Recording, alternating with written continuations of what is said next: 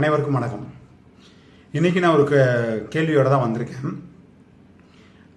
அதுக்கு முன்னாடி கேள்வி கேட்குறதுக்கு முன்னாடி நேற்று திமுகவோட தேர்தல் அறிக்கை வந்திருக்கு. பயங்கர சுவாரஸ்யமாக நீங்கள் ஹீரோ வரப்போகிறார் அப்படின்லாம் நம்ம முதல்வர் கண்டென்ட் கொடுத்துருந்தாரு. பட் ஓப்பன் பண்ணி பார்த்தா அது ரொம்ப பழைய அறிக்கைகளாக தான் இருந்துச்சு. சரிங்களா?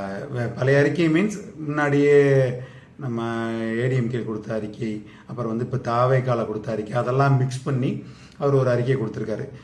ஏடிஎம்கேல ஒரு ஃப்ரிட்ஜ் தரேன்னு சொல்லியிருக்காங்க. இவங்க ஃப்ரிட்ஜை நம்ம திருப்பி நம்ம ஒரு பொருளாக சொல்கிறதுக்கு பதில் கூப்பனாக கொடுப்போம்னு சொல்லி ஒரு 8000 ரூபா கூப்பன் சொல்லியிருக்காங்க. பட் அந்த கூப்பன் எவ்வளோ தூரத்துக்கு செயல்படும், மீன்ஸ் மக்கள் மத்தியில் பயன்பாட்டுக்கு வரும்னு பார்த்தீங்கன்னா அது பெரிய கொஸ்டின் மார்க். சரிங்களா? அதுக்கான கொஸ்டினை நீங்கள் எடுத்துக்கோ. இந்த கொஸ்டினுக்கு எனக்கு ஆன்சர் சொல்லுங்கள். இந்த கூப்பன் முறை மக்களுக்கு பயனளிக்குமா அப்படின்னு சொல்லுங்கள். ஏன்னா ஒரு பொருளாக கொடுத்துட்டோம். இப்போ இதுக்கு மேலே பார்த்தீங்கன்னா டிவி கொடுத்தாங்க, இந்த பக்கம் மிக்சி கொடுத்தாங்க, கிரைண்டர் கொடுத்தாங்க. இது ஒரு பொருள். அந்த பொருளை மக்கள் அப்படியே வாங்கி உபயோகம் பண்ணாங்க.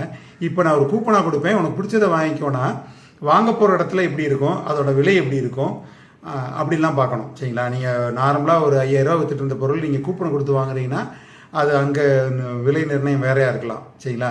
இல்லை அப்படின்னா இந்த கூப்பனை கலெக்ட் பண்ணுறதுக்குனே ஒரு டீம் கிரியேட் ஆயிரும். நீங்கள் 8000 ரூபாய்க்குள்ள கூப்பனை உங்கள்கிட்ட ரெடி கேஷாக 6000 ரூபா கொடுக்குறேன், கூப்பனை எனக்கு கொடுங்க அப்படின்னு சொல்லி பணமாக மாற்றுறதுக்கான வாய்ப்புகள் நிறையா இருக்குது. இது ஒரு சரியான பயன்பாட்டுக்கு போகாதுன்றது என்னோட கருத்து.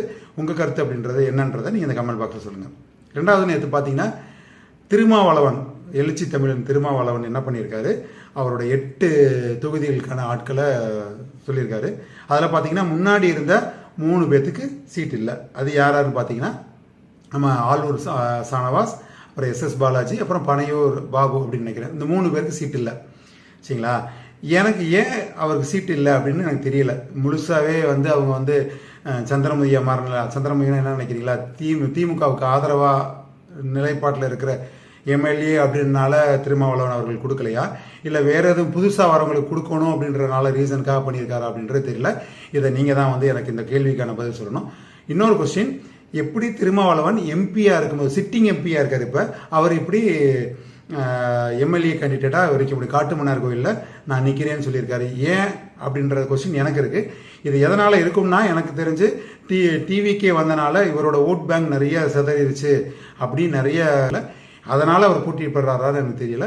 இது எவ்வளோ தூரத்துக்கு உண்மைன்றதை இந்த கொஸ்டினுக்கான ஆன்சரை இல்லை இந்த கொஸ்டினாக உங்களுக்கு இருந்தால் எனக்கு கமெண்ட் பாக்ஸில் சொல்லுங்கள்.